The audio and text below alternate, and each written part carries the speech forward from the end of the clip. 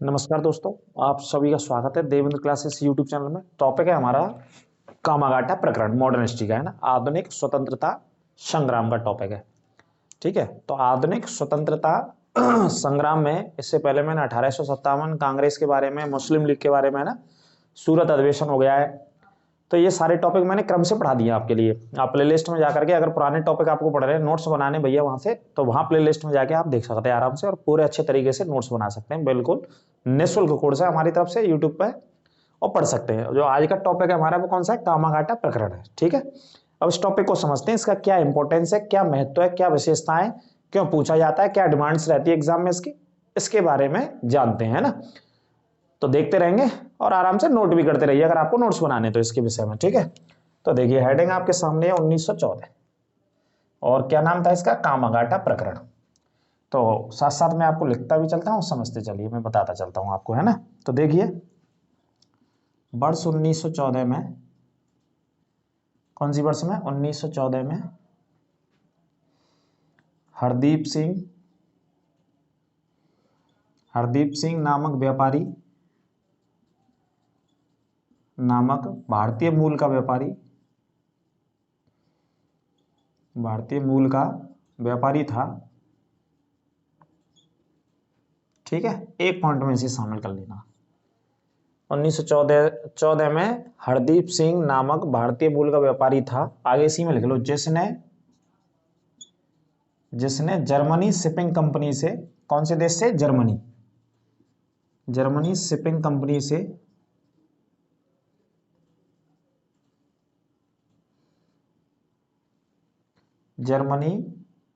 Shipping company से कामागाटू, बोल सकते हैं इसे कामागाटू मारू नामक पानी का जहाज किराए पर लिया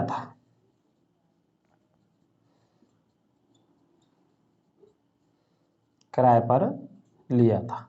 ठीक है, एक तो ये हो गया पहला मुद्दा इसका समझने के लिए, है ना। दोबारा से देखो, मैं समझाता हूं आपको, आराम से समझते चलिएगा। कौन सी वर्ष की घटना है? 1914, वर्ष 1914। व्यापारी का नाम क्या था? हरदीप सिंह नामक एक भारतीय मूल के थे। भारत में जन्म हुआ, लेकिन ये जापान में व्यापार करते थे इन दोनों। कहां पे व्यापार करते थे? जापान में करते थे व्यापार अपना उन दोनों। ठीक है, जापान के भीतर भारतीय मूल के व्यापारी थे, जिसने क्या? जर्मनी शिपिंग कंपनी, अंडरलाइन कर लेना, जो पानी का जहाज खरीदा वो कौन सी कंपनी से खरीदा? जर्मनी शिपिंग कंपनी से खरीदा था ये पानी का जहाज। ठीक है, अब देखिए, और जहाज का नाम क्या है आपका? कामागाटा मारू। और यही वाला नाम जो है हेडिंग, ये जहाज का नाम था, पानी के जहाज का। ठीक है भाई साहब, तो ये पानी का जहाज इन्होंने किराए पर ले लिया। अब देखिए आगे क्या होता है। जब पानी का जहाज किराए पर ले लिया था, तो ये क्या थे? व्यापारी थे, और व्यापारियों का काम क्या होता है? व्यापार करना अपना, एक देश से दूसरे देश में पानी के समुद्र के माध्यम से। तो इन्होंने ये किराए पर लिया, और किराए पर लेकर के भारत से बहुत सारे लोगों को जहाज में बिठाया। और व्यापार कहां से चलता था उन दोनों? इनका व्यापार जो करने जा रहे थे जहाज के माध्यम से, वो कनाडा से। ठीक है, कनाडा जाना था इनको व्यापार करने के लिए। तो कनाडा की सरकार ने जो अनुमति दी व्यापार के लिए लोगों को आने के लिए, वहां की सुप्रीम कोर्ट ने, कनाडा की सुप्रीम कोर्ट ने सिर्फ अनुमति दी कि हमारे यहाँ आप सिर्फ 35 लोगों को ला सकते हैं व्यापार के लिए। पानी के जहाज से लाइए, पानी के पोत के माध्यम से सिर्फ 35 लोगों को व्यापार के लिए आप ला सकते हैं। ठीक है, ये वहां की सुप्रीम कोर्ट ने अनुमति दी थी इनको व्यापार करने के उद्देश्य से। क्या नाम था? हरदीप सिंह। ठीक है, अब इन्होंने क्या किया कि वहां से तो 35 लोगों की अनुमति मिली, पहला फंडा ये था। दूसरा व्यवस्था इसमें यह थी कि कनाडा की सरकार ने इस वजह से रोक लगा दी इस पानी के जहाज पर, किराए के ऊपर लिया था पानी के जहाज। कनाडा की गवर्नमेंट ने कहा कि जो भी जहाज आएगा, पानी का जहाज आएगा, वो किसी भी दूसरी समुद्री सीमा का इस्तेमाल नहीं करेगा कनाडा आने के लिए। कहने का मतलब है, अगर इंडिया से पानी का जहाज चलता है, मान लो बंबई से गया, अरब सागर से, या बंगाल से गया, है ना, या उड़ीसा से गया, विशाखापट्टनम से गया, तो भाई अगर जाएगा समुद्र के माध्यम से तो कोई ना कोई समुद्री सीमा तो इस्तेमाल करेगा दुनिया में, कि नहीं करेगा? बिल्कुल करेगा। दुनिया के बहुत सारे देशों की सीमा पड़ती है। उन्होंने कहा कि डायरेक्ट आइए आप कनाडा की सीमा में पहुंचिए, तो ऐसा तो पॉसिबिलिटी नहीं भाई साहब। तो इस बात पर भी रोक लगा दी उन्होंने। तो 35 लोगों की अनुमति थी, लेकिन इन्होंने ज्यादा लोगों को साथ ले गए। तो आगे देखिए आप अगला पॉइंट, हरदीप सिंह नामक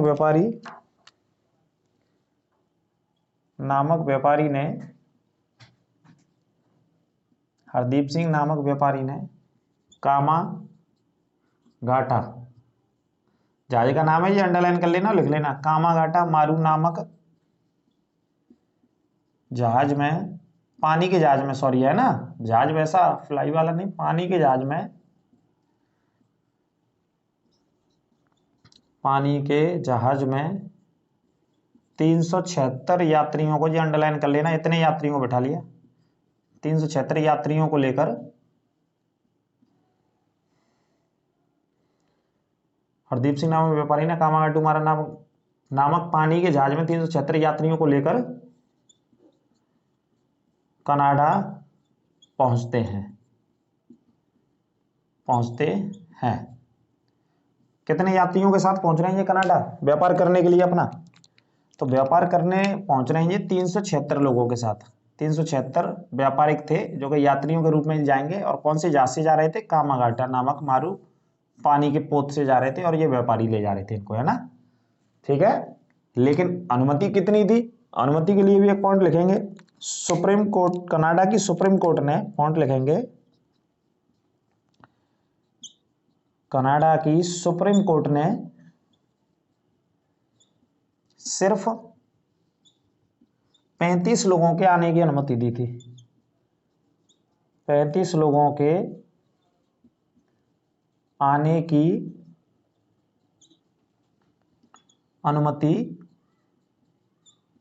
दी थी कि भैया 35 आदमी आएंगे, 35 से ज्यादा एक बच्चा ज्यादा नहीं आएगा, है ना 36 भी नहीं होंगे, सिर्फ 35 व्यक्ति ही कनाडा में व्यापार करने के लिए आ सकते हैं। लेकिन इस बात का तो उल्लंघन कर दिया हरदीप सिंह ने, यहीं से उल्लंघन कर दिया। भाई आप देखिए कितने लोगों को आने की अनुमति दी कनाडा की सुप्रीम कोर्ट ने, वहां की सुप्रीम कोर्ट ने यह फैसला सुनाया था। सुप्रीम कोर्ट ने फैसला सुनाया कि 35 लोग ही आएंगे, लेकिन लोग कितने लेके गए ये व्यापार के लिए? 376। तो 376 लोगों को ले गए, और कौन से वर्ष की घटना है? 1914 में। कौन सा व्यक्ति लेके गया? हरदीप सिंह, जो कि भारतीय मूल का व्यक्ति था, जापान में क्या करता था उन दिनों? व्यापार करता थे, लेकिन इनका व्यापार जापान के अलावा कनाडा वगैरह से भी होता था, तो कनाडा से व्यापार के लिए लेकर के गए पानी के जहाज को, और 376 लोगों को। अब जैसे ही कनाडा की सीमा में पहुंचा, कनाडा का शहर वैंकूवर है एक, वहां पे पहुंचा, बिल्कुल समुद्री सीमा पे, नॉर्थ अटलांटिक सागर से होता हुआ। कौन सा समुद्र सीमा बनाता है? नॉर्थ अटलांटिक सागर सीमा बनाता है, ये भी मैं आपको बता देता हूं, ये भी पॉइंट लिखेंगे। अगला पॉइंट नोट करेंगे, कनाडा से उत्तरी अटलांटिक महासागर सीमा बनाता है।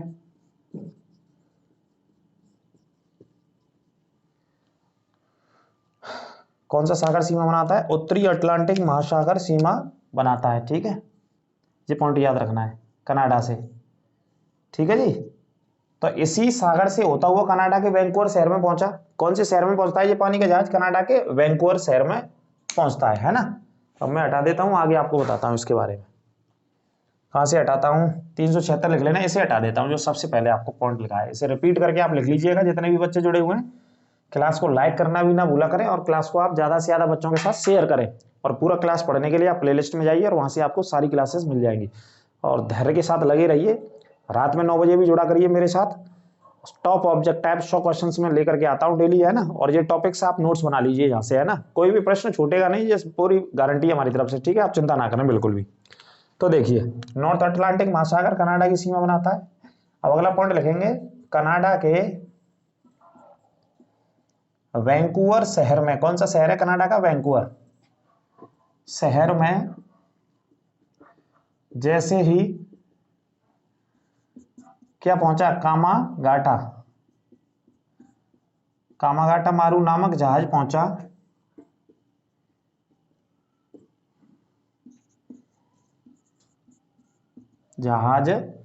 पहुंचा।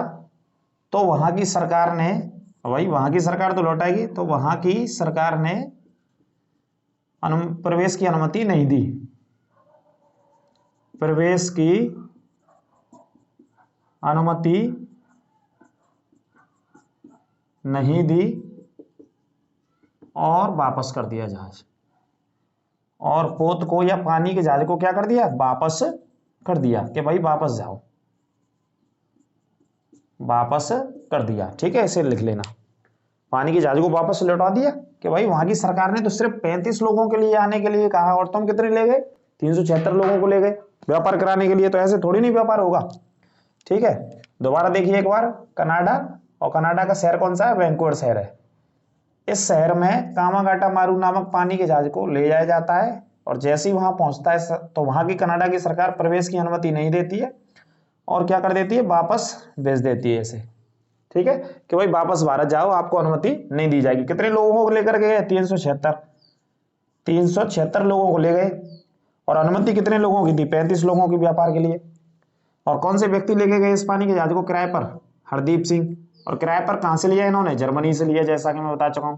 ठीक है, कमेंट बॉक्स में बताइए जर्मनी की राजधानी क्या है, कनाडा की राजधानी क्या है, दोनों देशों की राजधानी बताइए।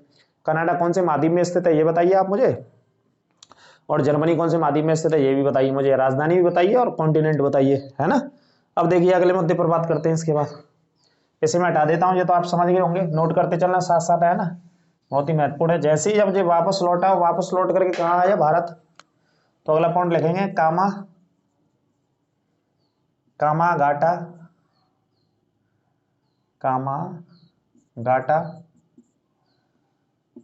नामक पानी का जहाज भारत के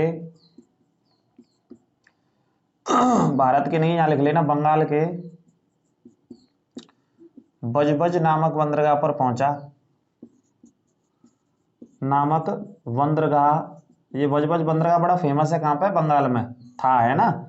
नामक बंदरगाह पर पहुंचा तो वहां यात्रियों के ऊपर, जहाज के यात्रियों के ऊपर ब्रिटिश सरकार ने, उस समय की वहां की जो ब्रिटिश सरकार थी, ब्रिटिश सरकार ने क्या चला दी, गोली चला दी, जिसमें बहुत सारे लोग मारे गए और कुछ डूब के मर गए। कुछ लोग, जैसे ही पानी का जहाज पहुंचा, नजदीक आ रहा था बंगाल में, बंगाल का एक बजबज बंदरगाह है जो बंगाल की खाड़ी से लगा हुआ है, बंगाल, और बंगाल के अंदर बजबज बंदरगाह, इस बंदरगाह पर ये पानी का जहाज आया। तो जैसे ही पानी का जहाज आया तो ब्रिटिश सरकार ने कहा कि हमारी आपने अनुमति नहीं ली आने के लिए, तो अनुमति नहीं ली, तो उन्होंने फायर करवा दिया। तो ब्रिटिश सरकार के बहुत सारे जो सिपाही थे उन्होंने फायर कर दिया पानी के जहाज के ऊपर, तो बहुत सारे लोग मारे गए, कुछ जान बचा करके पानी में कूदे पास में, तो डूब के मर गए, और बहुत सारे लोगों को गिरफ्तार कर लिया, और गिरफ्तार करके जेलों में डाल दिया, किसने, ब्रिटिश सरकार ने। तो इस तरीके से आकर के यहाँ पर इस घटना का कामागाटा मारू नामक जहाज कहाँ पे पहुंचा था वापस लौट के, बंगाल के बजबज बंदरगाह पर। इसे भी आप याद कर लेना, रट लेना, ये बंदरगाह था बहुत फेमस उस समय का, है ना।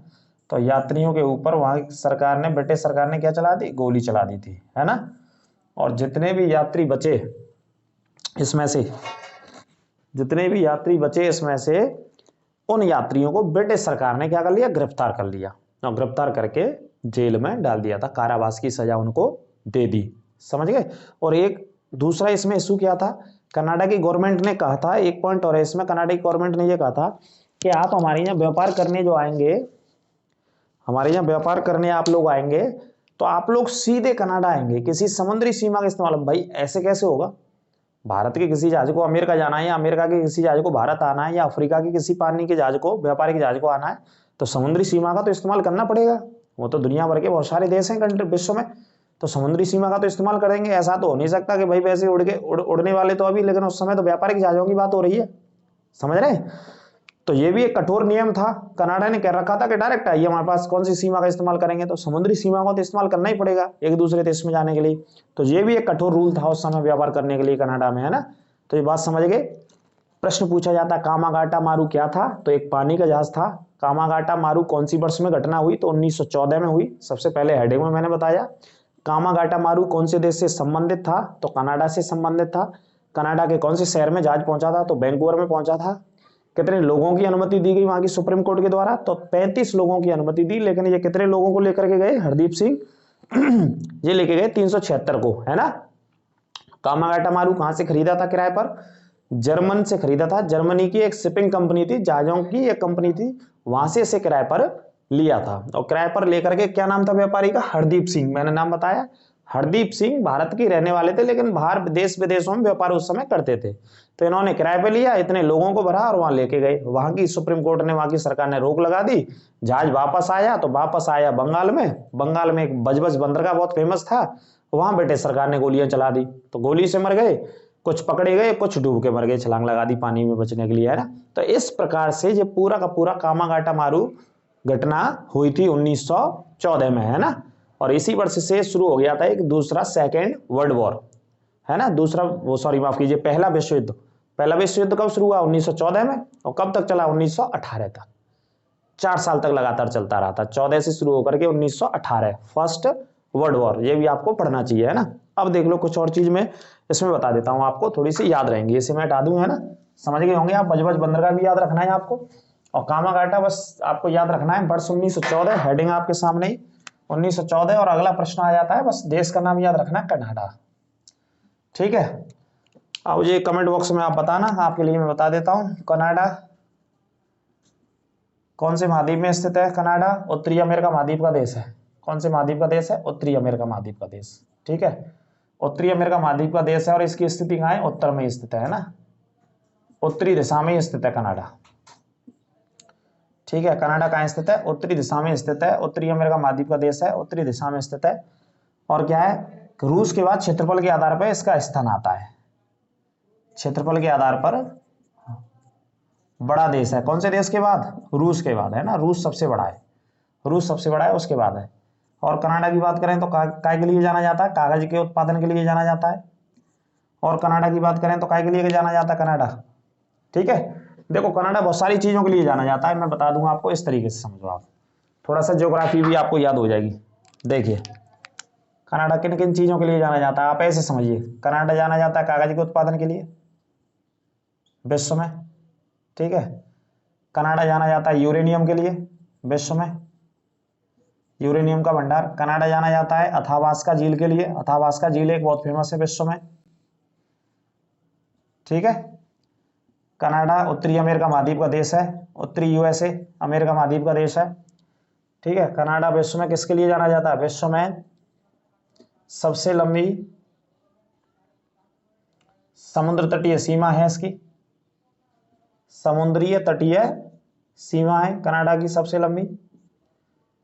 क्षेत्रफल के आधार पर दुनिया का दूसरा सबसे बड़ा देश है। कौन सा सबसे बड़ा देश है? दूसरा सबसे बड़ा देश है। ठीक है, आगे बात करूं कनाडा के बारे में तो कनाडा एक सीमा रेखा है, 49वीं समानांतर सीमा रेखा।